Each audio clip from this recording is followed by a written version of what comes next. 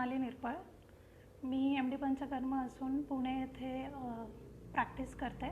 सर्वप्रथम आयुर्वेदा सोशलच्या टीमकडनं मी आपल्या सर्वांचा आभार मानते की गेली 21 दिवस जो हा उपक्रम सुरू आहे फेसबुक लाईव्हचा, रोज संध्याकाळी 6 वाजता वेगवेगळ्या विषयांवरती वेगवेगळे वैद्य जे बोलत आहेत त्यासाठी आपण इतका छान रिस्पॉन्स दिला आहे. त्यासाठी मी सगळ्यांचे आभार मानते आणि माझ्या आजच्या विषयाकडे वळते. तर माझा आजचा विषय आहे old age care through Ayurveda. म्हणजेच वृद्ध अवस्थेमध्ये आपण आयुर्वेदाच्या अनुषंगाने कुठली काळजी घेऊ शकतो आहे, हा माझा आजचा विषय आहे. तर जेव्हापासनं कोरोना व्हायरस किंवा कोविड-19 आलं आहे आणि आपल्याला वेगवेगळ्या माध्यमातून तेव्हापासून सांगण्यात येतं आहे की वृद्ध व्यक्तींची काळजी घ्या, त्यांची इम्युनिटी कशी बूस्ट होईल याकडे लक्ष द्या. त्याच्यानंतर त्यांच्यापासून म्हणजे सोशल डिस्टन्सिंग मेंटेन करा. आपल्या घरातले जे वृद्ध व्यक्ती असतील किंवा आजूबाजूचे देखील जर कोणी असेल तर त्यांना म्हणजे मेंटली चेअरअप करा, बूस्ट करा. अशा बऱ्याचशा काय गोष्टी आपल्याला वेगवेगळ्या माध्यमातून सांगण्यात येत आहे. अर्थातच त्या योग्यच आहेत. बट मग फक्त प्रश्न असा आहे की फक्त कोरोना व्हायरस किंवा कोविड-19 आला आहे म्हणून वृद्ध व्यक्तींची काळजी घ्यायची, तर अर्थातच नाही. आयुर्वेदामध्ये वृद्ध व्यक्ती, त्याच्यानंतर बालक आणि स्त्रिया, विशेषतः गर्भवती स्त्रिया यांना सुकुमार असं संबोधलं गेलेलं आहे. म्हणजे की जे डेलिकेट आहेत आणि त्यांची आपण विशेष काळजी प्रत्येक वेळी घेतली गेली पाहिजे असं सांगितलेलं आहे. तर मग हजारो वर्षांपासून हे वारंवार आपल्याला सांगण्यात आलेलंच आहे. तर नेमकी आयुर्वेदाचे जे विविध अंग आहेत, अष्टांग आहेत, त्याच्यामध्ये विशेषतः वृद्ध व्यक्तींचं स्वास्थ्य टिकवण्यासाठी किंवा आपला जो लाईफस्पॅन आहे तो हेल्दी वेमध्ये कसा इन्क्रीज होईल यासाठी एक ब्रांचसुद्धा आहे. ते आपण आपल्या लेक्चरमध्ये पुढे बघूच. तर सर्वप्रथम आता वृद्ध व्यक्ती म्हणजे वृद्ध व्यक्ती नेमकी कुणाला म्हणायचं, की कुठल्या वयाच्या व्यक्तींना आपण वृद्ध व्यक्ती म्हणायचं. तर तसं जर आपण बघितलं तर आयुर्वेदामध्ये वयाच्या अवस्था केलेल्या आहेत. तर ह्या ज्या वयाच्या अवस्था आहेत त्या विशेषतः 3 मेन याच्यामध्ये स्टेजेसमध्ये डिवाईड केलेला आहे. त्याच्यामध्ये बाल्य अवस्था, मध्यम वय अवस्था आणि वृद्ध अवस्था अशा त्या आहेत. ह्याच्यापैकी जे वृद्ध अवस्था आहे ती त्याच्यामध्ये थोडंसं मतमतांतर आहे की 60 इयर्स जे असतं म्हणजे 60 वर्षापासून पुढे ही वृद्ध अवस्था म्हणून कन्सिडर केले जाते आणि सुश्रुतांच्या, काश्यपांच्या मतानुसार ती 70 वर्षापासून पुढे वृद्ध अवस्था असं कन्सिडर केलं जातं. जरी ती 70 वर्ष किंवा 60 वर्षाच्या पुढे सांगितली असेल तरी असंही एक आहे की म्हणजे जे आपल्या वयाचे जे 40 वर्ष असतात तर 40व्या वर्षापर्यंत संपूर्णतः ही स्टेज आहे. म्हणजे आपली जी बॉडीची ग्रोथ आहे, बॉडी माइंडची जी ग्रोथ आहे ती 40व्या वर्षापर्यंत कंप्लीट झालेली असते आणि 40व्या वर्षापासून मग त्याची परिहानी होण्यास सुरुवात होते. म्हणजे ते जे डिक्लिनेशन आहे आणि क्षय आहे तो होण्यास हळूहळू सुरुवात होते आणि मग 60-70 वर्षापासून ॲक्च्युअल वृद्ध अवस्था स्टार्ट होते. तर अशा प्रकारे ते सांगण्यात आलेलं आहे. त्याच्यानंतर जर आपण याच्यामध्ये आत्ता मॉडर्न सायन्सचा जर व्ह्यू बघितला तर तेही याच्याशीच मिळतं जुळतं आहे. त्याच्यामध्ये पण 60-65 इयर्सपासून ओल्ड एज असं डिफाईन केलं जातं. तर याच्यामध्ये पुन्हा स्टेजेस असतात की 74-75 वर्षापर्यंत यंग ओल्ड असं संबोधलं जातं. त्याच्यानंतर 85 वर्षापर्यंत ओल्ड आणि 85च्या पुढे ओल्डेस्ट ओल्ड अशी त्याला संज्ञा दिली जाते. आपण जर ह्या स्टेजेसकडे बारकाईने लक्ष दिलं तर मग आपल्याला हे म्हणजे लक्षात येईल की हे जे काही वयाच्या अवस्था आणि विभाजन केलेले त्या खूप मिनिंगफुल आहेत. म्हणजे त्याच्यामध्ये जे शारीरिक मानसिक बदल या वेगवेगळ्या अवस्थेमध्ये होत असतात त्याच्या अनुषंगाने हे ग्रुप्स केलेले आहेत. आत्ता आपण आणखी म्हणजे आयुर्वेदामध्ये जे वृद्धावस्था आहे त्याला स्वभावज व्याधी असं म्हटलेलं आहे. म्हणजे तो एक प्रकारचा व्याधीच आहे. फक्त तो स्वभावज व्याधी म्हणजे कालाचा जो आपल्या शरीरावरती परिणाम होऊन जो आपल्याला नॅचरली तो व्याधी आहे त्याला वृद्धावस्था आहे. वृद्धावस्थेचं जर म्हणजे आणखी पुढे आपण विवेचन बघितलं तर अकालज्जरा आणि कालज्जरा असे सुद्धा त्याचे 2 आपल्याला ग्रुप्स बघायला भेटतात. म्हणजे कालज्जरा म्हणजे नॅचरली योग्य वयामध्ये हे 60 वर्षापासून पुढे जी आपल्याला वृद्ध अवस्था येते ती कालज्जरा जी नॅचरली येणारच आहे. अकालज्जरा म्हणजे वेळेपूर्वीच आपल्या वयाची जी योग्य वृद्ध अवस्था आहे त्याच्या वेळेपूर्वीच आपल्याला वृद्ध अवस्था येणे किंवा वृद्ध अवस्थेची लक्षणं दिसू लागणे म्हणजे अकालच जरा, जे आपल्याला आजकाल बऱ्याचदा बघायला भेटतं. मग याची कारणे काय काय असतात, तर विशेषतः जो शरीरामधला वातदोष आहे तो वाढणे आणि त्याला वाढण्यासाठी जी कारणीभूत गोष्टी असतात त्या आपण वारंवार लाईफ लाँग करत राहणं हे त्याला कारणीभूत ठरतं. मग त्याच्यामध्ये जर आहाराच्या संदर्भामध्ये आपण बघितलं तर स्निग्ध पदार्थ आहारामध्ये कमी असणं, वारंवार वृक्ष आहार घेणं, शिळे पदार्थ खाणं, त्याच्यानंतर जर आपण लाईफस्टाईलमध्ये बघितलं तर कष्टाची कामं करत राहणं, हे एक त्याच्यातलं कारण असू शकतं आहे. त्याच्यानंतर मानसिक गोष्टी ज्या असतात, जसं जे काही निगेटिव्ह फिलिंग्ज असतात, जसं की राग आहे, चिडचिडेपणा, ह्या ज्या चिंता आहे, ह्या गोष्टींमुळे ही कारणं सांगितली गेलेली आहे की अकालच जरा याच्यामुळे होते, म्हणजे वेळेपूर्वीच याच्यामुळे वार्धक्य येतं. याच्यामध्ये जर आपण एक बारकाईने लक्ष दिलं तर माधव निदान हा जो आयुर्वेदामधला एक संग्रह म्हणजे एक संविधान आहे त्याच्यामध्ये सतत शीत पदार्थांचं सेवन करत राहणं, म्हणजे सतत जे ज्यांचा मूळतः थंड गुण आहे, अशा शीत गुण आहे, अशा पदार्थांचं सेवन करत राहणं हे सुद्धा अकालच जरेचं एक कारण सांगितलेलं आहे. अर्थात जे आयुर्वेदातली जी लोकं आहेत त्यांना, म्हणजे इथे आत्ता जे वैद्य अटेंड करत आहेत किंवा जे स्टुडंट आहेत त्यांना कळेल की म्हणजे सतत शीतपदार्थ आपण सेवन करत राहिल्याने कसा अग्नीवरती त्याचा दुष्परिणाम होऊ शकतो आणि वातदोष वाढू शकतो आणि त्यामुळे अकालच जरा ही आपल्याला दिसून येते.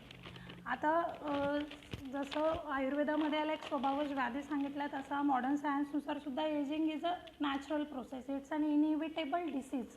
तो एक असा आजार आहे की तो प्रत्येकाला होणारच आहे. म्हणून काय तुम्ही म्हणजे एक खूप छान याच्याबद्दल एक माझ्या वाचनात आलं की you do not heal old age, you protect it, you promote it and you extend it. म्हणजे काय तो जरी एक स्वभावच विकार असला की त्याला तुम्ही बरं करत नाही बसत, त्याला फक्त हेल्दी वेमध्ये तुम्ही कसं प्रमोट करता याच्याकडे तुम्ही वैद्य म्हणून याच्याकडे लक्ष देणं जास्त गरजेचं आहे. आणि आयुर्वेदामध्ये त्याच्यासाठी विविध पद्धतीसुद्धा सांगितलेल्या आहेत. आता जेव्हा आपण वृद्धावस्था किंवा ओल्ड एज असं म्हणतो तेव्हा आपल्या लक्षात येतं की ही पॉप्युलेशन किती सेन्सिटिव्ह झालेली असते, कारण शरीरामध्ये इतके सगळे बदल होतात, मानसिक स्थितीमध्ये इतके सगळे बदल होतात आणि त्या व्यक्तीचं एकूणच जे पूर्वी जे समाजामधील कुटुंबामधील जे स्थान असतं त्याच्यामध्ये पण बरेचसे बदल झालेले दिसून येतात. त्यामुळे ही पॉप्युलेशन खूप सेन्सिटिव्ह झालेली असते. त्यांची विशेष काळजी घेणं अर्थातच गरजेचं आहे. आत्ता आपण बघूयात की मग एक्झॅक्टली ह्या आपण वृद्ध व्यक्ती झालं म्हणजे मग एक्झॅक्टली शरीरामध्ये काय काय बदल होतात ते आपण बघूयात. तर आयुर्वेदामध्ये चरकाचार्यांनी सांगितलेलंच आहे की अथपर हियमान धातू इंद्रिय बल वीर्य पौरुष पराक्रम ग्रहण धारण स्मरण वचन विज्ञानम भ्रश्यमान धातुगुणम वायू धातुप्रायम क्रमेण जीर्णमुच्यते आवर्ष शतम. म्हणजे काय की आपल्या जे शरीरामधले जे वेगवेगळे धातू आहेत, जे सप्तधातू आहेत, रस रक्त मांस मेद अस्थि मज्जा शुक्र, हे जे काही धातू आहे याच्यामध्ये क्रमाक्रमाने क्षय होत जातो. मग त्याच्या क्वांटिटीमध्ये आणि त्याच्या वर्कमध्ये पण, म्हणजे त्याचे जे कार्यक्षेत्र असते त्याच्यामध्ये पण क्षय होत जातो. त्यानंतर आपली जी वर्क करण्याची कॅपॅसिटी आहे, काम करण्याची जी कॅपॅसिटी आहे, आपलं जे शारीरिक बल आहे, उत्साह आहे, कुठलीही गोष्ट करण्यासाठी जी एनर्जी लागते, ह्या सगळ्याच गोष्टींमध्ये हानी म्हणजे कमी ते होत जातं. त्याचबरोबर आपल्याला कुठल्याही गोष्टीची आकलन क्षमता, म्हणजे जे आपल्याला यंग एजमध्ये मध्यम वयावस्थेमध्ये कुठलीही नवीन गोष्टी सांगितली की ती पटकन समजून घेऊन ती लक्षात ठेवणे आणि पुन्हा ती मेमराईज करणे, ती आठवणे, ही जी आपली कॅपेबिलिटी असते ती सुद्धा आपल्या वयासोबत हळूहळू कमी होत जाते. वृद्धावस्थेमध्ये वातदोषाचं प्राधान्य असतं, म्हणजे शरीरामध्ये व्यक्ती कुठल्याही प्रकृतीचा असू देत, पण वृद्धावस्थेमध्ये जे वाताचं असतं, वाताची शरीरामध्ये वातदोषाची प्राधान्याने वृद्धी झालेली असते. त्याचबरोबर असे काही नोटिसेबल फिजिकल चेंजेस असतात जे म्हणजे सर्वसामान्यपणे आपण बघू शकतो की जसं की सुरकुत्या पडणे, म्हणजे चेहऱ्यावरती, त्वचेमध्ये ड्रायनेस येणे, केसांचा रंग बदलणे, केस गळणे, टक्कल पडणे. त्याच्यानंतर श्वसन संस्थेशी रिलेटेड जे विशेषतः जे विकार असतात, जसं की श्वासकास आयुर्वेदामध्ये सांगितलेलं आहे. म्हणजे आणि आपण बघतो पण की थोडंसं जरी काही श्रम वृद्ध व्यक्तींना झाले की त्यांना धाप लागते वगैरे. त्याचबरोबर कास म्हणजे सतत खोकला येणे, ह्यासुद्धा गोष्टी वृद्ध अवस्थेमध्ये वाढलेल्या आपल्याला दिसून येतात. त्याचबरोबर जी आपली पचन क्षमता असते किंवा अग्नी हा तसा खूप मोठा कन्सेप्ट आहे, पण सामान्य भाषेत बोलायचं झालं तर आपल्याला भूक लागणे, वेळेवर भूक लागणे, खाल्लेलं अन्न व्यवस्थित पचवणे, ही जी काय आपली क्षमता असते ती सुद्धा वृद्धावस्थेमध्ये हळूहळू कमी झालेली असते. आपले जे वेगवेगळ्या पेशी असतात, मसल्स असतात, आपले बोन्स, जॉईंट्स यांच्यामध्ये एक प्रकारचं शिथिलता येते किंवा त्यांचं जे वर्क असतं, त्यांचं जे काम असतं त्याच्यामध्ये ते कमी झालेलं आपल्याला दिसून येतं. मग त्याच्यामध्ये कष्टता येणे, आपल्याला हाडांच्या संधीच्या ठिकाणावरनं आवाज येणं किंवा जे उठण्यासाठी बसण्यासाठी त्रास होणं वगैरे, हे जे काय सांध्यांची दुखणे आपण म्हणतो ते वृद्धावस्थेमध्ये अर्थातच वाढलेली असते. बऱ्याचशा लोकांना ट्रेमर्स येतात, म्हणजे कंप झालेला दिसून येतो. आता वातदोषाचं प्राधान्य असल्याने वातवृद्धीची जी काही लक्षणे आहे, म्हणजे कार्शकाष्ण, उष्णकामित्व, कंपन, शकृतग्रहण, बलनिद्र, इंद्रिय भ्रंश, प्रलाप, भ्रमदीनता, हे जे काही आयुर्वेदामध्ये वातवृद्धीची जी लक्षणे आहेत ती आपल्याला वृद्धावस्थेमध्ये अगदी प्रकर्षाने जाणवून येतात. याच्यासाठी आचार्य सुश्रुतांनी एक खूप छान उदाहरण दिलेलं आहे की वृद्धावस्थेतील व्यक्तीची स्थिती कशी असते याबद्दल ते आहे, की ज्याप्रमाणे पावसामध्ये एखादं एकदम जुनं जीर्ण झालेलं घर जे एखाद्या पावसामध्ये सतत भिजत असतं, तर म्हणजे आपण विचार करू शकतो की एकदम जुनं ऑलमोस्ट पडायला आलेलं जे घर आहे ते सततच्या वारंवार पावसामध्ये भिजून त्याची जशी स्थिती झालेली असते, त्याचा जसा हळूहळू क्षय होत जातो, ते जसं हळूहळू पडतं, त्याचप्रमाणे एखाद्या वृद्ध व्यक्तीची स्थिती त्याच्या शरीराची आणि मनाची ही एकूणच झालेली असते. आता आपण जेव्हा आयुर्वेदामध्ये हे जे काय सांगितलेलं आहे की 100 वर्षापर्यंत ही वृद्ध अवस्था असते किंवा त्याच्या पुढे सुद्धाची वृद्ध अवस्था आहे, तर आत्ता आपल्याला प्रश्न पडेल की 100 वर्ष कोणी असतं का, कोणी आजकाल म्हणजे किती कमी झाली आहे लाईफ एक्सपेक्टन्सी वगैरे. पण याच्यामध्ये जेव्हा आपण डीप स्टडी करतो अर्थातच आपल्या लक्षात येईल की आयुर्वेदामध्ये जेव्हा हे काही हजारो वर्षांपूर्वी हे सांगितलं गेलं वयाचं विभाजन, तेव्हाच्या लोकांची लाईफ एक्सपेक्टन्सी ही आत्तापेक्षा जास्त होते. म्हणजे 60 इयर्सच्या अबव जगणं, आणि तेव्हा लोक आयुर्वेदाला म्हणजे सुरुवातीपासूनच फॉलो करत असल्यामुळे ते तितकं शक्यही होतं. पण मधल्या काळामध्ये जे काही ग्लोबली चेंजेस झाले, मग ते वेगवेगळे वॉर्स असू देत किंवा कोविड-19 सारखे वेगवेगळे पॅन्डेमिक्स, जी पॉवर्टी लोकांमध्ये वाढत गेली, जी गरिबी, अशा विविध कारणांमुळे मनुष्याचं आणि त्याच्यानंतर जे आपलं नैसर्गिक खाणंपिणं आहे त्याच्यापासून आपण जसं जसं दूर गेलो तसं तसं माणसाचं जे लाईफस्पॅन आहे, आयुष्य आहे, ते हळूहळू कमी होत गेलं. हे जरी असलं तरी आत्ताच्या काही रिसर्चेसमध्ये असं दिसून आलं आहे की गेल्या काही दशकांमध्ये, गेल्या 5-6 दशकांमध्ये जी लाईफ एक्सपेक्टन्सी आहे, म्हणजे एखाद्या व्यक्तीचा जन्म झाल्यानंतर तो किती वर्ष जगू शकेल, ही जी लाईफ एक्सपेक्टन्सी आहे ती आत्ता इंडियामध्ये जवळजवळ 70पर्यंत आहे. तर ती आत्ता वाढलेली आहे. कारण याच्यासाठी वेगवेगळ्या गोष्टी कारणीभूत आहेत की आपलं जे सोशो इकॉनॉमिकल स्टेटस आहे ते वाढत चाललं आहे. म्हणजे पूर्वी जशी गरीब परिस्थिती होती एकूणच की डेव्हलपिंग कंट्रीजमध्ये सुद्धा, तर त्यापेक्षा आता लोक बऱ्यापैकी डेव्हलप झाली आहेत. शिक्षणाचा दर्जा वाढला आहे, त्याच्यामुळे लोकांमध्ये एक अवेअरनेस आला आहे की आपल्या आरोग्याच्या बाबतीत प्रत्येकच जण सजग असतो. ह्या सगळ्या गोष्टी, त्याच्यानंतर जी मेडिकल फील्ड आहे त्याच्यामध्ये खूप जास्त प्रमाणामध्ये नवीन नवीन शोध, नवीन ॲडव्हान्समेंट ज्या झालेल्या आहे, ह्या सगळ्या गोष्टींमुळे आत्ता जे आहे ते बऱ्यापैकी जे लाईफस्पॅन आहे ते वाढलं आहे. पण मग फक्त लाईफस्पॅन वाढून उपयोग आहे का? जर आपण बघितलं, आपल्या आजूबाजूची 10 वृद्ध व्यक्ती आपण बघितली आणि त्यांचा जर सर्वे केला की त्यांना हेल्थचे रिलेटेड कुठले कुठले प्रॉब्लेम्स आहेत, तर डायबिटीज वगैरे, म्हणजे भारताची परिस्थिती बघितली तर डायबिटीज, हायपरटेन्शन हे आपल्याला सहजच दिसतं, पण त्याच्यासोबत कुठले ना कुठले आणखी जे असतं आजार ते आपल्याला अशा व्यक्तींमध्ये दिसूनच येतं. तर आयुर्वेदाचा मेन मोटो जो आहे, इट्स नॉट जस्ट अबाउट की आयुष्य किती वाढवायचं याच्यापेक्षा it's not about like increasing your life, it's about adding life to your years. म्हणजे जितके काही वर्ष तुम्ही जगताय ते किती हेल्दी पद्धतीने तुम्ही जगू शकताय, हा याच्यासाठी महत्त्वाचा आहे. तर मग आत्ता आपण ते बघूयात की त्याच्यासाठी आपण काय काय करू शकतो किंवा जे काही वृद्धावस्थेतील जे कॉमन इश्यूज आहेत त्याला आपण कसं टॅकल करू शकतो. तर जे काही कॉमन प्रॉब्लेम्स आहेत वृद्धावस्थेमधले, जे आत्ता मी सांगितले की वृद्धावस्थेमध्ये काय काय चेंजेस होतात, ते चेंजेस तर होतातच, पण मग आता आपण अगदी स्पेसिफिक आत्ताच्या याच्यामध्ये बघायला गेलं तर जसं मोतीबिंदू असेल म्हणजे कॅटरॅक्ट, ग्लॉकोमा, म्हणजे डोळ्यांचे जे वेगवेगळे विकार आहे, आणि अर्थात भारतामध्ये नेत्र आणि कर्ण म्हणजे आपली जी ऐकण्याची कॅपॅसिटी आहे आणि जे आपल्या नेत्राची दृष्टी जी आहे, ह्याचे विकार भारतामध्ये जास्त झालेले दिसून येतात. त्याला वेगवेगळ्या गोष्टी कारणीभूत असतात, तिकडचं ॲटमॉस्फिअर, तापमान, ह्या बऱ्याचशा गोष्टी त्याच्यामध्ये कारणीभूत आहेत.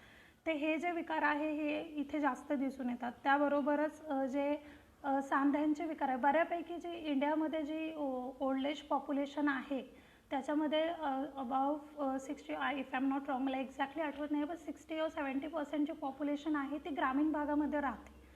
आणि त्याच्यामुळे मग ग्रामीण भागामधलं आपण जेव्हा लाईफस्टाईल बघतो, बरेचसे लोक शेती किंवा कष्टाची कामं जी करत असतात त्या व्यक्तींमध्ये अकालच जरा म्हणजे वेळेपूर्वी वार्धक्य आलेलंही आपल्याला दिसतं, आणि त्यांच्यामध्ये सांध्यांचे विकार जे असतात ते गावाकडच्या पॉप्युलेशनमध्ये कम्पॅरेटिव्हली जास्त बघायला भेटतात. तर हा एक मेजर आपल्याकडे आपल्याला इशू दिसतो. त्याच्यानंतर बाकीचे जे काही आजार आहेत जसं की कॅन्सर आहे, आपण जी वृद्ध व्यक्ती असते म्हणजे वृद्ध अवस्थेत एकदा आपण गेलो की 40% चान्सेस जास्त असतात आपल्याला कुठल्याही प्रकारचा कॅन्सर होण्याचं. त्यानंतर जेव्हा आपण डायबिटीजचा विचार करतो, मधुमेहाचा विचार करतो, तर जी टोटल मधुमेह असलेली जी पॉप्युलेशन आहे त्याच्यापैकी 75% पॉप्युलेशन ही अबाव 50 इयर्सचे जे व्यक्ती असतात ते आहे, असंही म्हणजे आपल्याला दिसून येतं. त्याच्यानंतर मधुमेहाच्या व्यतिरिक्त जसं मी मगाशी म्हणत होते की सांध्यांचे विकार, तर जवळजवळ 85% म्हणजे जे टोटल वृद्ध लोक असतात त्याच्यापैकी जर आपण सगळ्यांचे एक्सरे वगैरे काढले तर 85% लोकांमध्ये डिजनरेशन हे असतं, त्याचे आपल्याला रेडिओलॉजिकल डिजनरेशन जास्ती झालेलं दिसून येतं. सो असे काही चेंजेस असतात. आता याच्या मी जसं मानसिकसुद्धा बदल होतात हे वारंवार सुरुवातीपासून सांगते आहे. तर मग मानसिक बदल होतात, मग त्याच्यामध्ये नेमकी कुठल्या गोष्टी असतात, मग त्याच्यामध्ये अगदी डिप्रेशनसुद्धा असतं. जेरियाट्रिक डिप्रेशन किंवा वृद्ध अवस्थेमध्ये येणारं डिप्रेशन हा एक खूप मोठा मुद्दा आहे आणि ते खूप जास्ती प्रमाणात आत्ता दिसून यायला लागले. त्याच्यासाठी वेगवेगळ्या गोष्टी कारणीभूत असतात की वृद्ध व्यक्तींमध्ये मुळातच एक रिजिडिटी असते की आपल्या आजूबाजूला जे बदल होत आहेत त्याला पटकन ॲडजस्ट न होणं, ॲक्सेप्टन्स कमी असणं, मग त्यामुळे स्वतःच त्यांच्यावरती येणारा मानसिक ताण किंवा मग जे फॅमिलीमधनं सोसायटीमधलं जे प्रेशर असतं किंवा जो अब्यूज पण आत्ता म्हणजे आजकालच्या काळामध्ये बऱ्याचदा दिसायला येतो आहे, ह्या गोष्टीसुद्धाला कारणीभूत असतात. आणखी म्हणजे जर वृद्ध अवस्थेमधील व्यक्तीची पती किंवा पत्नी याची जर डेथ झालेली असेल, मृत्यू झालेला असेल आणि तो व्यक्ती जर एकटा असेल तर त्यांच्यामध्ये जी मानसिक स्थिती आहे ती जास्त बिघडलेली आपल्याला दिसून येतं. त्याचबरोबर मग आणखी काही मोठे आजार आहेत जसं मेमरी कमी होणे, म्हणजे स्मृती जे आहे ते आयुर्वेदात पण जे मगाशी मी सांगितल्याप्रमाणे की आपल्याला कुठलीही गोष्ट आकलन आणि लक्षात ठेवणे आणि जुन्या गोष्टी आठवणे ही शक्ती आपले धातुक्षय झाल्यामुळे नॅचरली कमी झालेली असते, पण काही लोकांमध्ये ते खूप लवकर आणि कमी होणे आणि मग त्यातनं पुढे जाऊन अल्झायमर्ससारखे वेगवेगळे विकार होणं हे झालेलं सुद्धा आपल्याला दिसून येतं. तर हे काही कॉमन प्रॉब्लेम्स आहेत जे वृद्ध अवस्थेमध्ये होतात. मग आता आपण सुरुवातीला हे बघूयात की याची म्हणजे काळजी आपल्याला टॅकल कसं करायचं आहे, कारण की जर आपण ग्लोबल बर्डन बघितलं, बर्डन म्हणजे वृद्ध अवस्थेतील व्यक्तींना मी बर्डन म्हणत नाही आहे, पण आपण जेव्हा स्टॅटिस्टिक्सकडे बघतो तर अराऊंड म्हणजे आत्ता 2010मध्ये टोटल पॉप्युलेशनच्या 6 to 8% पॉप्युलेशन ही ओल्ड एज पॉप्युलेशन होती, 8% पॉप्युलेशन, आणि 2050मध्ये टोटल पॉप्युलेशनच्या 19% पॉप्युलेशन ही ओल्ड एज पॉप्युलेशन असणार आहे. आणि मोस्ट चॅलेंजिंग थिंग इज की ज्या डेव्हलपिंग कंट्रीज आहे, भारतासारख्या ज्या प्रगतशील राष्ट्र आहेत, तिथे ह्या वृद्ध व्यक्तींची संख्या ही जास्त आहे आणि ती जास्त असणार आहे. पण ते जे वृद्ध व्यक्ती आहेत त्यांच्यापैकी खूपच कमी पर्सेंटेजमध्ये लोक हेल्दी असतील, तर म्हणजे एकूणच हेल्थ सिस्टीमवरचं जे बर्डन आहे ओल्ड एज केअरचं ते आता वाढत चाललं आहे, आणि याच्यासाठी आयुर्वेद हे खूप छान याच्यातलं मार्ग देऊ शकतो.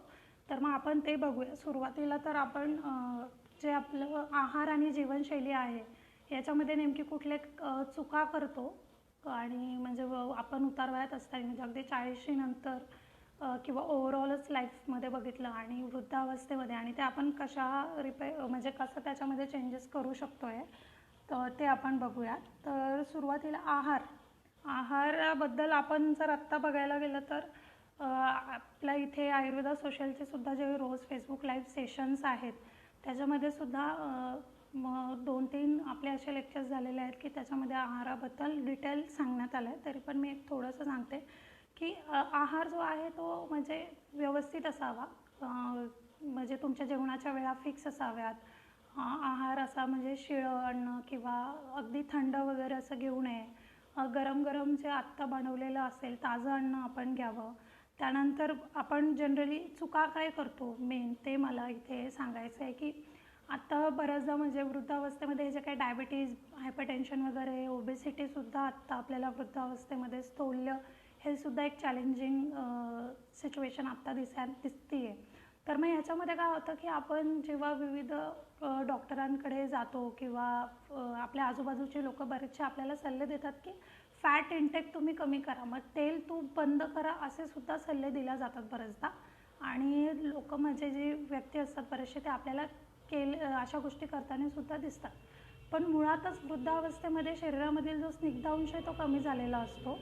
अशा वेळेस जर तुम्ही अजूनच तेल तूप असं सगळंच जर बंद केलं तर आधीच धातुक्षय होत असताना, वातवृत्ती वाढत असताना जर तुम्ही तुमचं स्निग्ध पदार्थ त्याचा जो सोर्स आहे आपल्याकडे तोच बंद केला तर हे जे कॉम्प्लिकेशन्स आहेत, मग तुम्ही बाहेरून जॉईंट्स दुखत आहेत म्हणून कितीही तेल लावलं तरी त्याचा तितका इम्पॅक्ट होताना दिसत नाही.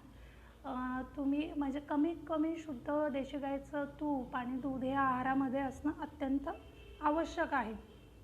तर अजून एक आपल्याला दिसून येतं की जसं बऱ्याचदा आत्ता व्हॉट्सॲप ग्रुप्सवरती किंवा कुठेही नेटवरती वगैरे असे बरेचसे काय फॅट डाएट्स, क्रॅश डाएट्स असे याच्याबद्दल येत असतात आणि लोक ते फॉलोही करतात की एखादं जेवण, एका वेळेचं जेवण तुम्ही स्किप करा आणि त्यावेळी या प्रकारचा मिल्कशेक तुम्ही घ्या. मग त्याच्यामध्ये विविध प्रकारची फळं, मग त्याच्यातच विविध प्रकारचे व्हेजिटेबल्स, मग त्याच्यातच पुन्हा दूध आणि अंडी असं सगळं काय एकत्र करून घेताना आपण लोकांना बघतो आणि मग ते जे प्रॉपर जेवण असतं ते घेत नाही.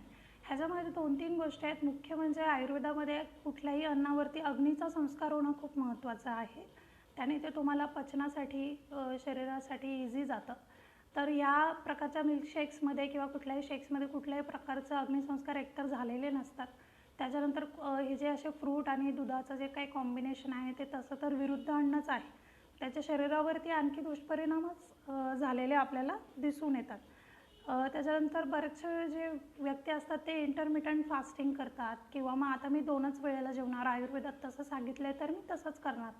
निश्चितच आयुर्वेदात 2 वेळा जेवणाचं आहे म्हणजे त्यात काही डाऊट नाही. बट तुमची प्रकृती कशी आहे, तुमचं लाईफस्टाईल कसं आहे, तुम्हाला आतापर्यंतच्या जेवणाविषयीच्या सवयी कशा आहेत, तुम्हाला भूक किती लागते, हे सगळं याच्यामध्ये कन्सिडरेशनमध्ये घेणं खूप गरजेचं आहे. फक्त 2 वेळेला जेवणं हे काय प्रत्येकाला सूट होईल असं नाही. बऱ्याचदा असं, कारण की वृद्धावस्थेत एक मी सांगितल्याप्रमाणे आधीच आपल्या बरेच डिजनरेशन शरीरामध्ये चालू असतं, क्षय सुरू असतो. अशा याच्यामध्ये तुम्हाला 2च वेळेला जेवायचं म्हणून एक वेळचं जेवण झाल्यानंतर दिवसभर अतिशय जास्त प्रमाणात भूक लागली आणि मग ती कंट्रोल करत राहून आपण मग नंतर खूप वेळाने जे आपला दुसरा वेळ असतो जेवायचा त्यावेळी जेवण घेतलं तर याचा फायदा होण्याच्या ऐवजी तोटेच खूप जास्त प्रमाणात झालेले दिसतात. त्यामुळे असं कुठलंही डाएट तुम्हाला फॉलो करण्यापूर्वी किंवा आहारामध्ये कुठलेही मेजर बदल करण्यापूर्वी तुम्ही आपल्या ज्या जवळचे वैद्य असतील त्यांचा सल्ला नक्की घ्या. त्याच्यानंतर जे काय असे कुठले ऑनलाईन अशा काही गोष्टी येतात की डायबिटीज आहे तर असं काही सांगण्यात येतं. म्हणजे माझ्याकडे एक आलेला पेशंट की ते सकाळी उठल्यावरती वाटीवर फक्त ते अद्रक आणि लसूण यांना एकत्र असं बारीक करून ते खात होते बरेच दिवस आणि ते खात होते आणि तो पित्त प्रकृतीचा म्हणजे पित्त जास्त असलेला आणि असंही नाही की वृद्ध व्यक्ती आहे, 40शीच्या वयामधले ते गृहस्थ होते पण त्यांच्यामध्ये इतके सिव्हिअर त्याचे साईड इफेक्ट झाले म्हणजे आम्लपित्त, पित्त प्रकोप हे तर असतंच पण जे याचे मेजर कॉम्प्लिकेशनसुद्धा त्यांच्यामध्ये USGमध्ये सुद्धा दिसून आले. तर असं काहीही करू नका. कुठलंही तुम्हाला काही फॉलो करायचं असेल तर पहिले आपल्या जवळच्या वैद्यांना तुम्ही नक्की विचारा, त्यांचा सल्ला घ्या. आहारानंतर आता आपण वळूया व्यायामाकडे, एक्झरसाईज. तर एक्झरसाईजच्या बद्दल आत्ता आपला काय, एक्झरसाईज म्हणजे सगळ्यांनाच माहिती की म्हणजे तुमची निश्चितच एक्झरसाईज, व्यायाम हा डेली पाहिजेच. पण मग तो किती हवा हे सुद्धा, आणि तो कशा प्रकारचा हवा हे सुद्धा आपण लक्षात घेतलं पाहिजे. काय काय बारीक चुका होत असतात लोकांकडनं, माझ्या जे काय लक्षात आले त्याबद्दल मी बोलते. बऱ्याचदा असं होतं की स्पेशली जे रिटायरमेंट नंतरचं वय असतं त्या वयामध्ये मग बरेचसे पेशंट असे सांगतात की आत्ता मला वेळ आहे, मला व्यायामाची खूप आवड आहे, पूर्वी पण मला माझ्या जॉबमुळे ते काही जमलं नाही, मग आत्ता मला ते जमतं आहे, तर मी सकाळी 2 तास आणि संध्याकाळी 1-1.5 तास व्यायाम करतो डॉक्टर, तरीसुद्धा मला इतका त्रास होतो, असं सांगणारे लोक आपल्याला दिसतात. पण एक्झर्शन म्हणजे अतिश्रम हे सुद्धा वृद्धावस्था एकतर लवकर येण्याचं सुद्धा कारण आहे, ऑलरेडी आले असेल तर ते त्याच्यामध्ये तर मग ते जास्तच त्याच्या आरोग्यावरती दुष्परिणाम झालेले दिसून येतात. खूप जास्त वेळ व्यायाम केला म्हणजे त्याचा काही खूप फायदा होतो असं नाही आहे. सो आपल्या व्यायाम करताना एकतर म्हणजे तुम्ही तसं तर योगा प्राणायाम हे त्याच्यामध्ये असणं खूपच गरजेचं आहे. ज्यांना काही सांधेदुखीचे जे काही त्रास असतील ते फिजिओथेरपीसुद्धा त्यात ॲड करू शकता. फक्त एकदा सुरू करण्यापूर्वी तुम्ही जे कुठले एक्सपर्ट असतील, जे प्रशिक्षक असतील त्यांच्या गायडन्समध्ये म्हणजे एखादा आठवडा एखादा महिना व्यवस्थित ट्रेनिंग घेऊन मग ते तुम्ही केलं तर ते जास्त फायदेशीर असेल. तर तसं करणं अत्यंत म्हणजे नेसेसरीच आहे. त्याच्यानंतर बऱ्याचदा असं दिसून येतं की म्हणजे पेशंट सांगतात किंवा आता जे कोणी वॉकला जात असतील मग इरिस्पेक्टिव्ह ऑफ द एज, की मी वॉकला गेल्यानंतर मला लगेचच दम लागतो, थोडंसं जरी चाललं की दम लागतो आणि मग माझा व्यायाम होत नाही आणि म्हणून मी व्यायाम करत नाही, असं सांगणारे सुद्धा बरेचसे लोक असतात. तर मग याच्यामध्ये आपण एक करू शकतो की व्यायाम, प्राणायाम, योगा ह्या सगळ्यांना कॉम्बिनेशनमध्ये आपल्याला कसं प्रत्येकातनं जास्त बेनिफिट काढता येईल ते आपण बघू शकतो.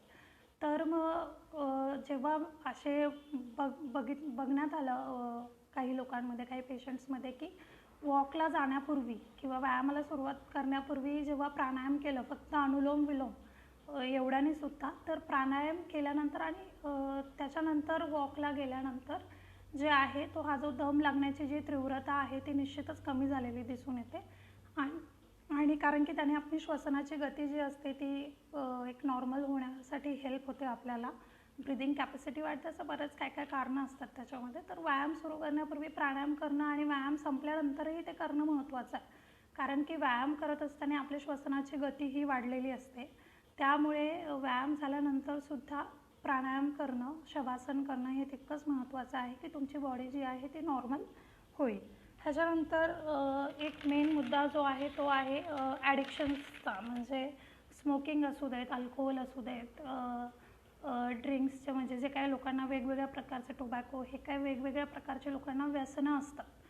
मग याचेसुद्धा खूप बरेचसे दुष्परिणाम आता हे सगळ्यांनाच माहिती आहे, अगदी त्या पॅकेट्सवरती आणि त्याच्यावरती सुद्धा लिहिलेलं असतं की इट्स इंजुरियस टू हेल्थ वगैरे, पण ते काय आपण अर्थातच वृद्धावस्थेमध्ये येऊपर्यंत त्याकडे दुर्लक्ष केलं आहे. तर आत्ता मी सांगेल म्हणून ते बंद करा असं होणं तितकं पॉसिबल नाही आहे, बट तरी मी सांगते की ते बंदच करा. ते बंद करणंच जास्त हितकर आहे. पण जर ते होत नसेल तर त्याची ॲटलिस्ट क्वांटिटी आणि फ्रिक्वेन्सी कमी करणं जास्त गरजेचं आहे, कारण की ओल्ड एजमध्ये, वृद्धावस्थेमध्ये जे आपला धातुक्षय झालेला असतो त्याच्यामुळे किंवा मग त्याला मॉडर्न टर्म्समध्ये म्हणायचं तर आपला वॉटर जे आहे बॉडीमधलं वॉटर लेवल्स कमी झालेले असतात, त्याच्यामुळे ते अल्कोहोल जे असतं ते तुमच्या बॉडीमध्ये जास्त प्रमाणामध्ये ब्लडमध्ये ॲब्झॉर्ब होतं, त्याचे तितके जास्त प्रमाणात साईड इफेक्ट दिसून येतात.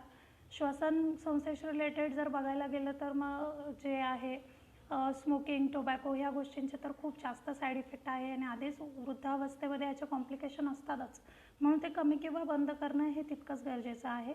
अजून आपल्या जीवनशैलीबद्दल एक मुद्दा म्हणजे सोशल ॲक्टिव्हिटीज, म्हणजे लोकांशी मिक्सअप होणं, म्हणजे एकटं न राहणं, हे जे आहे ऐकायला तसं सोपं वाटतं पण त्याचे ते तितक्या गरजेचं पण आहे. कारण की जर आपण म्हणजे तसं बघायला गेलं तर मनुष्य म्हणजे आपला जो आहे, माणूस जो आहे तो समूहामध्ये राहणारच आहे. मग अशा वेळी जर तो आपण एकटं राहिलो किंवा आपल्या वयाच्या व्यक्तींमध्ये जास्त मिक्सअप नाही झालं तर आपल्या हेल्थवरती सुद्धा त्याचे विविध परिणाम झालेले दिसून येतात. का सर्वेमध्ये ते दिसूनही आलं आहे की जे व्यक्ती एकटी राहते आणि जे व्यक्ती ग्रुप्समध्ये किंवा ज्यांचं सोशल कॉन्टॅक्ट आहे अशा व्यक्तींशी जर कम्पेअर केलं तर एकटं राहणाऱ्या व्यक्तीची हेल्थ स्टेटस जो असतो तो बाकीच्या लोकांपेक्षा कमी असलेला आपल्याला दिसून येतं. म्हणून सोशली इन्वॉल्व्ह होणं हे गरजेचं आहे. आत्ता सोशल डिस्टन्सिंग पाळायचं आहे म्हणजे अर्थातच, बट एक अदरवाईज हे गरजेचं आहे. त्याच्यानंतर मेंटल हेल्थ म्हणजे आपल्या स्वतःच्या मानसिक स्वास्थ्यावरती आपणच काम करणं खूप गरजेचं आहे.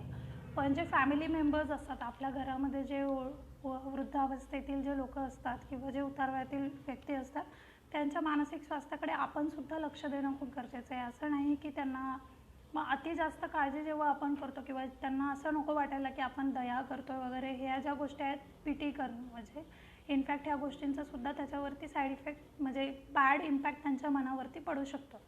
तर फक्त त्यांची केअर करणं, sometimes you just someone cares it also helps.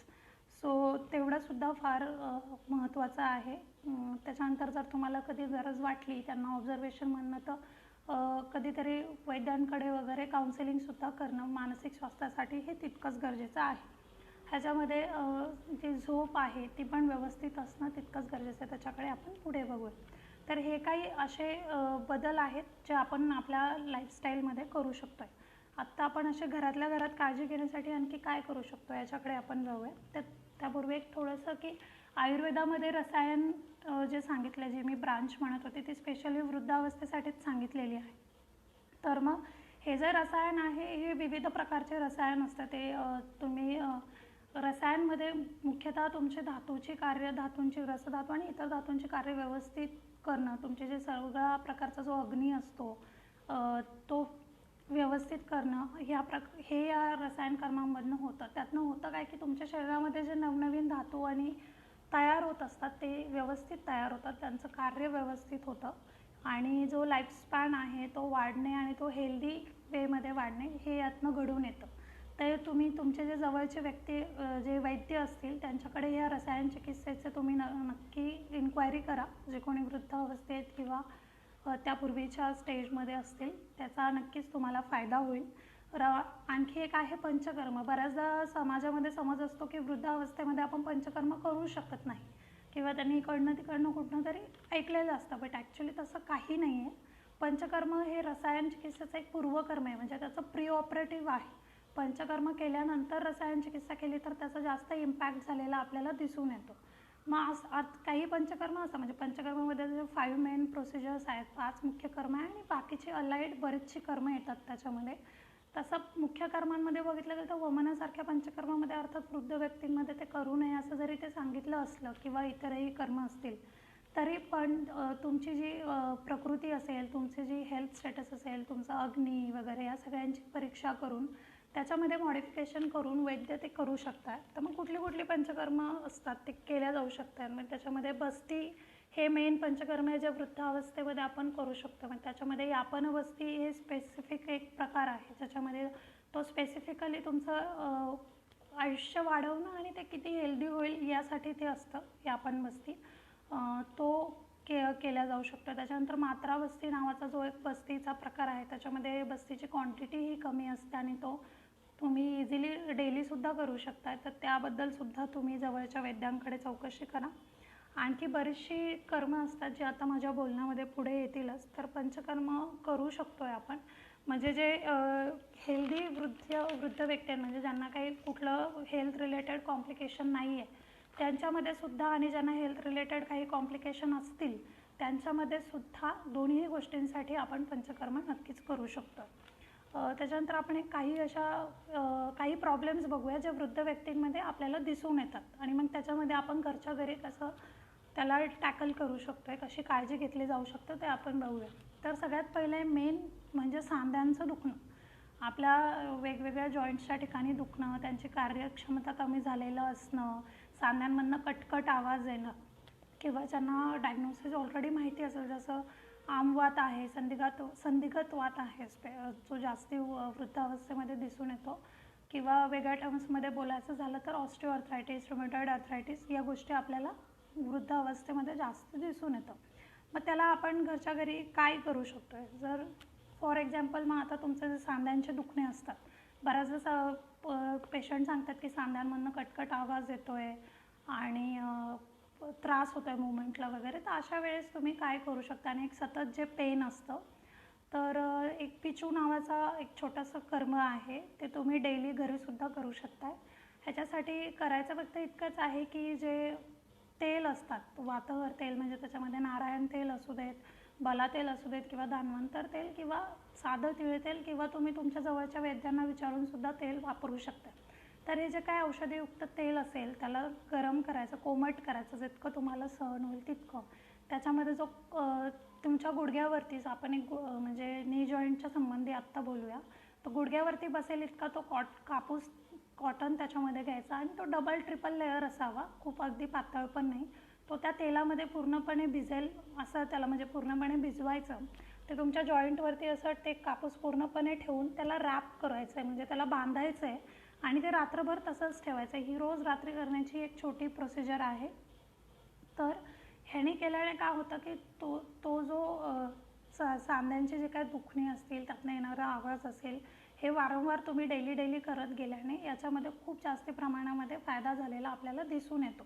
ह्याच्यामध्ये तुम्ही आणखी ॲडिशनल हेही करू शकताय की तुमच्या आजूबाजूला कुठे एरंडाची वनस्पती असेल तर तुम्ही हे करू शकता की एरंडाचं पान घ्यायचं, त्याला स्वच्छ क्लीन करून तव्यावरती ते जरासं गरम करायचं. एका बाजूने तो कापूस आपल्या गुडघ्यावर ठेवल्यानंतर वरच्या बाजूने ते एरंडाचं पान ठेवायचं त्याच्यामुळे आणि मग त्याच्यानंतर त्याला वरून बांधायचं आहे. बांधत असताना अति टाईट म्हणजे खूप जास्तही घट्टही ते नको बांधायला की त्याने आपल्याला पुन्हा त्रास होईल. हे पान ठेवल्याने जे मेडिसिनल हेल्प आहे ती म्हणजे जे काय त्याचा इम्पॅक्ट आहे तोही वाढेल आणि त्याचबरोबर ते इकडे तिकडे जे अंथरुणाला लागणे वगैरे हे जे काही प्रकार होतात ते सुद्धा त्याने कमी होतील. आता हा जो मी गुडघ्यासाठीचं जे सांगितलं आहे किंवा जे नी जॉईंटसाठीचं जे सांगितलं आहे हेच तुम्ही कमरेच्या ठिकाणी सुद्धा करू शकता, अगदी डेली करू शकताय. त्याच्यानंतर शिरोभागीसुद्धा तुम्ही करू शकता. ज्या लोकांना झोप कमी लागणे, झोप न येणे असा जो त्रास आहे अशा व्यक्तींमध्ये अनिद्रा ज्याला आपण म्हणतो अशा व्यक्तींमध्ये हे करू शकतो. शिरोपिचू आहे हा. तर ह्या भागामध्ये तुम्ही साधारणतः तो कॉटन ठेवायचा आहे आणि तो रात्रभर तसाच तुम्ही बांधून ठेवू शकता. रात्री पॉसिबल नसेल तर दिवसाच्या वेळेला सुद्धा तुम्ही एक 3-4 तास ते ठेवून नंतर काढू शकता. अशा प्रकारे सुद्धा हे करता येतं. हे नक्की करा, याचा खूप छान इम्पॅक्ट आहे. त्याचबरोबर बऱ्याचदा आपल्याला फक्त म्हणजे अभ्यंगाविषयीच सांगण्यात येतं. जसं मी आत्ता सांगत होते की अभ्यंग हा म्हणजे रोज सकाळी तुम्ही आंघोळीपूर्वी ही एक गोष्ट करू शकता की रोज सकाळी आंघोळीपूर्वी तेल गरम करून पूर्ण बॉडीला त्याने मसाज करणं. अर्थातच ते मेडिसिनल तेल असावं. तुम्ही तुमच्या जवळच्या वैद्यांना विचारू शकता कुठलं तुमच्यासाठी सुटेबल असेल. रोज अभ्यंग करणं खूप गरजेचं आहे. ते वारंवार सगळ्याच लेक्चर्समधनं सांगण्यात आलं आहे आणि त्याच्यानंतर 15-20 मिनिटांनी आंघोळ करणं याने पूर्ण शरीरातील वातदोष कमी होतो. त्याने झोप न लागणे, मग हे सांध्यांचे दुखणे वगैरे जे असतील या सगळ्याच गोष्टींमध्ये खूप छान त्याचा रिझल्ट आपल्याला दिसून येतो. त्याचबरोबर बरंच जे काय असतं म्हणजे हायपरटेन्शन, BP वाढणे, झोप कमी येणे किंवा मेमरी कमी होणे, हे जे काय कन्फ्युजन वाढणे, हे जे काय आपल्या मन आणि शरीर या दोघांशी रिलेटेड ज्या गोष्टी असतात ह्याच्यामध्ये आपण काय काय करू शकतो. तर मी जे शिरोपिचू नावाचं जे सांगितलं ते करणं तितकंच महत्त्वाचं आहे. त्याचबरोबर शिरोधारासारखे काही कर्म असतात ते आपण जवळच्या वैद्याकडे जाऊन करू शकता. त्यानंतर सत्वावजय चिकित्सेचा याच्यामध्ये खूप मोठा रोल आहे.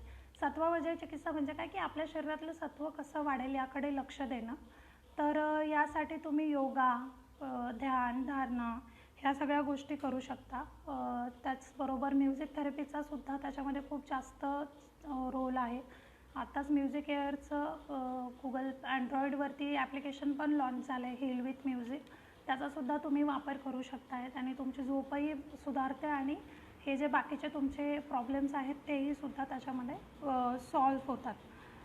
त्याचबरोबर नेत्राशी संबंधितसुद्धा बऱ्याचशा गोष्टी असतात की म्हणजे दृष्टिमांद्य होणं, जसं वय वाढतं तसं दृष्टिमांद्य झालेलं आपल्याला दिसून येतं. मग अशा वेळी आपण काय करायचं, नेत्राची विशेषतः काळजी कशी घ्यायची. तर एक बेसिक गोष्ट ही सगळ्याच वयातल्या लोकांसाठी ॲप्लिकेबल आहे की कुठूनही तुम्ही उन्हामधून आला किंवा जिथे तुमचं जास्त तापमानाशी संबंध आला आहे, मग ते अगदी गॅसजवळचे खूप जास्त स्टीम्स असू दे किंवा ऊन असू दे, अशा तापमानातनं तुम्ही कमी तापमानामध्ये आला की लगेचच आपल्याला सवय असते की बाहेरून आलं तर हातपाय धुणे आणि चेहऱ्याला खूप सगळं आपण थंड पाण्याचा वापर करतो आणि आजकाल त्याचं प्रमाणही वाढलं आहे. पण खूप जास्त उष्णतेमधनं जेव्हा तुम्ही नॉर्मल टेम्परेचरच्या याच्यामध्ये येतं तेव्हा लगेचच डोळ्याला थंड पाणी लावू नये.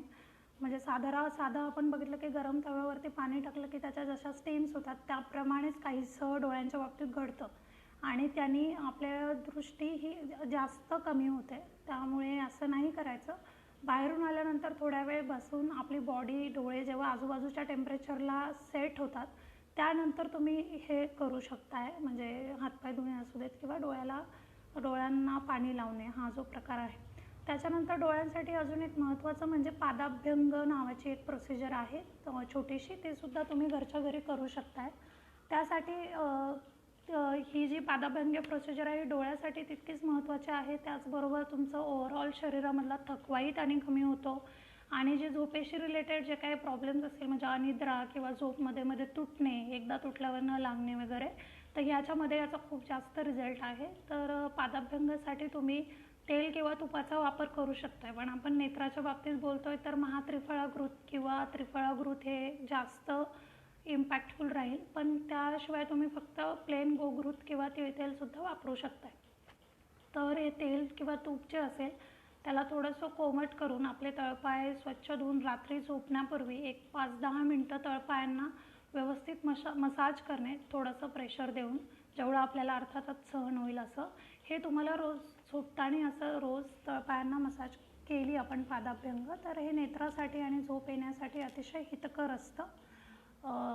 तर त्यानंतर आहे की आपल्याला श्वासाशी रिलेटेड बरेचसे प्रॉब्लेम्स वृद्धावस्थेमध्ये झालेले दिसून येतात की श्वास घ्यायला त्रास होणे, दम लागणे, अशा ज्या काही गोष्टी आहेत. तर याच्यासाठी मेन म्हणजे योगा, प्राणायाम करून आपली ब्रिदिंग कॅपॅसिटी वगैरे वाढवणं हे तितकंच महत्त्वाचं आहे. त्याच्यानंतर नस्य हे आपण डेली करू शकतो आहे. त्याच्यामध्ये प्रतिमर्श नस्य हा जो प्रकार आहे त्याच्यामध्ये 2-2 तसं तर ते आपण दिवसातनं 10 वेळा करू शकतो. बट जास्ती कन्व्हिनियंटली करण्यासाठी जे मी सांगत होते की रोज सकाळी अंघोळीपूर्वी किंवा सकाळी अर्ली मॉर्निंग 15 मिनिट तुम्ही पूर्ण शरीराला तेलाने अभ्यंग करा. त्याच्यानंतर जर हे नस्य केलं तर त्याचा तितका जास्त त्याचा म्हणजे दोन्ही नॉस्ट्रिल्समध्ये, एक नॉस्ट्रिल बंद करून दुसऱ्या नॉस्ट्रिलमध्ये त्याच्या बाजूच्या नॉस्ट्रिलमध्ये 2-2 थेंब जरी आपण तुपाचे कोमट तुपाचे जर टाकले, गाईच्या तुपाचे, तर त्याचे खूप छान रिझल्ट्स आपल्याला दिसून येतात. मग ते तुमचे हेडेक्स असू देत, जो ओव्हरऑल वातप्रकोप असेल शिरप्रदेशी, त्याच्यानंतर श्वसन संस्थेशी आणि जे वृद्धावस्थेमध्ये जे सांगितलं आहे की नॉस्ट्रिल्समध्ये आपल्या नासिकेमध्ये वृक्षता वाढलेली असते परंतु स्त्राव वाढलेले असतात, वारंवार थुंकी येणे वगैरे हे जे प्रकार आहे हे सुद्धा त्याने कमी होतात. त्याच्यानंतर आवाजामध्ये सुद्धा बरेचसे चेंजेस होतात. बोलताना त्रास होतो, एक प्रकारचा ड्रायनेस आवाजामध्ये आलेला असतो, घशामध्ये आलेला असतो वृद्धावस्थेमध्ये. अशा वेळेस सिंपल कोमट पाण्याने सुद्धा डेली गार्गलिंग केलं तर त्याचा खूप छान रिझल्ट असतोच. पण मग तुम्ही तेलाचं आयुर्वेदामध्ये गंडूश कवल हा जो कन्सेप्ट आहे, म्हणजे साध्या भाषेत बोलायचं झालं तर गार्गलिंग करणे वगैरे ह्या प्रकारात ते येतं. तर अशा वेळेस तुम्ही शुद्ध तिळतेलाचा सुद्धा वापर याच्यामध्ये करू शकताय. जवळच्या वैद्यांना तुम्ही आणखी याच्याबद्दल डिटेल विचारू शकताय. बट रोज सकाळी फक्त तेल थोड्या वेळ तोंडामध्ये धरून तिळाचं तेल आणि मग त्याने असं गुळणी तुम्ही म्हणजे गार्गलिंग केल्यासारखं केलं तर त्याचा खूप छान इम्पॅक्ट असतो. त्याच्यानंतर आत्ता तर ग्रीष्म ऋतू आहे त्याच्यामुळे ठीक आहे ज्यांना सहन होत नाही. बट इतर ऋतूमध्ये कोमट पाणी पिणंच वृद्धावस्थेमध्ये प्रेफर करावं. जे ते कोमट पाणी कसं करावं हे आधीच्या लेक्चर्समध्ये डिटेल्समध्ये सांगितले. आत्ता मी त्यामध्ये एकदम डिटेलमध्ये जात नाही. त्याच्यानंतर बऱ्याचशा व्यक्तींना पचनाशी रिलेटेड किंवा जे असतात की मलप्रवृत्तीशी रिलेटेड खूप प्रॉब्लेम्स वृद्धावस्थेमध्ये झालेले दिसून येतात की म्हणजे मलप्रवर्तन व्यवस्थित न होणे किंवा कॉन्स्टिपेशन, मलावष्टंभ. तर मग अशा वेळेस आपण काय काय करू शकतो? एक तर आपल्या आहाराच्या वेळा नियमित असणं, त्याच्यानंतर जास्ती वृक्ष पदार्थ नको आहारामध्ये, हे जे काही मी आत्ता सांगितलं आहे ते हे सगळे चेंजेस लाईफस्टाईलमध्ये करणं जास्तच गरजेचं आहे. त्याचबरोबर गंधर्व हरितकी चूर्णासारखे काही चूर्ण असतात ते सुद्धा तुम्ही वैद्यांच्या सल्ल्यानुसार ते वापरू शकताय. वैद्य विवेक साने सरांचं जे लेक्चर आपल्याकडे झालं होतं ह्या लाईव्ह सेशन्समध्ये त्यामध्ये त्यांनी याबद्दल खूप छान डिटेल सांगितलेलं आहे. ज्यांना कुणाला असे काही प्रॉब्लेम्स असतील तर तुम्ही ते रेफर करू शकताय. त्यामध्ये त्यांनी घरच्या घरी हे चूर्ण कसं बनवायचं ते सुद्धा सांगितलेलं आहे. तर पोट साफ असणे किंवा व्यवस्थित मोशन्स क्लिअर राहणे हे खूप गरजेचं आहे. जरी तुम्हाला दुसरा काही हेल्थ इश्यू नसेल आणि फक्त हा जरी एक इश्यू असेल तरी वैद्यांना भेटून तो सॉल्व्ह करून घेणं खूप गरजेचं आहे, किंवा कारण की त्याचमुळे पुढे चालून मोठे मोठे आजारसुद्धा आपल्याला होण्याची शक्यता असते. आता त्याच्यानंतर जे मगाशी मी म्हणत होते की मेमरी कमी होणे किंवा जे पण बुद्धीशी रिलेटेड जे काही चेंजेस आपल्याला वृद्धावस्थेमध्ये दिसून येतात, त्याच्यामध्ये शिरोभ्यंग किंवा पूर्ण शरीराला अभ्यंग करणेसुद्धा तितकंच गरजेचं आहे. पण मग त्याचबरोबर म्हणजे काही ब्राह्मी, जटामांसी असे काही काही मेध्यद्रव्य असतात आयुर्वेदामध्ये, त्याचासुद्धा आपण म्हणजे फांट स्वरूपामध्ये वगैरे डेलीचा वापर करू शकतो आहे.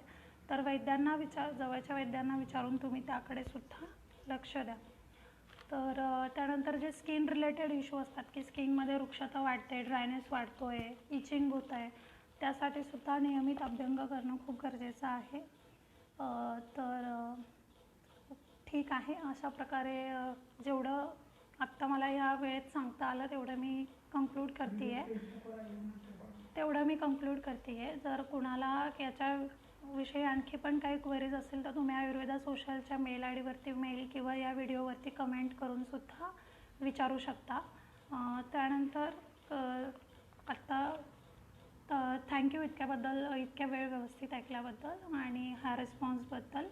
आयुर्वेदा सोशलकडनं मी पुन्हा एकदा सगळ्यांचे आभार मानते आणि मी हे सांगू इच्छिते की हे जे काही लाईव्ह सेशन्स डेली सुरू आहेत ते पुढेही काही दिवस असे सुरू राहणार आहेत. तर तुमचा रिस्पॉन्स असाच ठेवा. आयुर्वेदा सोशलच्या ब्लॉग साईटला पण तुम्ही नक्की व्हिजिट करा, फॉलो करा. त्यातनं तुम्हाला असे काही काही नवीन उपक्रम असतील तर त्याबद्दल आणखी कळत जाईल पुढे. काही सजेशन्स असतील तर ते सुद्धा तुम्ही आम्हाला नक्की कळवा. ठीक, धन्यवाद.